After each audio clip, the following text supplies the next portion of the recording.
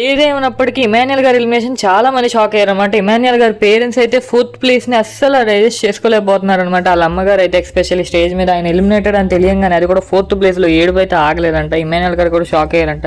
హౌస్లో అందరూ కూడా షాక్ అయ్యారంట ఎక్సెప్ట్ మన శ్రీజ గారు తప్ప. సో ఆవిడ ఎక్స్పెక్ట్ చేశారేమో తెలియదు. అంటే ఇమాన్యుయల్ గారు విన్నర్ అయిపోతారని అంత బలంగా పెట్టేసుకుని ఉండకపోవచ్చు. కాకపోతే అట్లీస్ట్ ఇమాన్యుయల్ గారు థాట్ ఏంటంటే అట్లీస్ట్ టాప్ 3లో అయినా నేను ఉంటాను అని అయితే ఆయన అనుకుని ఉంటారు. ఆ ఫ్యామిలీ మెంబర్స్ కూడా అనుకుని ఉంటారు. ఎందుకంటే ఆయన ఎంటర్టైన్ చేశారు, ఆడారు. He deserve to be in top 5 అని ఆయన అనుకుని ఉంటారు. అట్ ది సేమ్ టైం వాళ్ళ ఇంట్లో కూడా అనుకుని ఉంటారు. అలాంటి ఒక వ్యక్తి టాప్ 4th పొజిషన్లో ఎలిమినేట్ అయ్యి బయటకు వచ్చేస్తున్నాడంటే, ఒక పొజిషన్ బ్యాకే ఉన్నాడంటే వచ్చేసరికి మబ్బులు ఇడిపోతాయి కదా. సో ఒక్కసారి ఊహించుకోండి ఇమాన్యుయల్ గారి పొజిషన్లో ఆయన ఏ విధంగా ఆలోచించుకుని ఉంటారు అనేది. అట్ ది సేమ్ టైం వాళ్ళ అమ్మగారు స్టేజ్కి బయట అదే మన స్టూడియోలో కూర్చుని ఆవిడ ఎలిమినేటెడ్ అని తెలియగానే ఏడ్చేశారనమాట. అంటే ఆయన విన్నర్ అవ్వతారో అవరని ఫిక్స్ అయిపోవడం పక్కన పెట్టేస్తే అట్లీస్ట్ టాప్ 3లో ఉంటారని అనుకుని ఉంటారు. బట్ ఇది వాళ్ళకి ఒక పెద్ద షాక్ అని చెప్పాలి.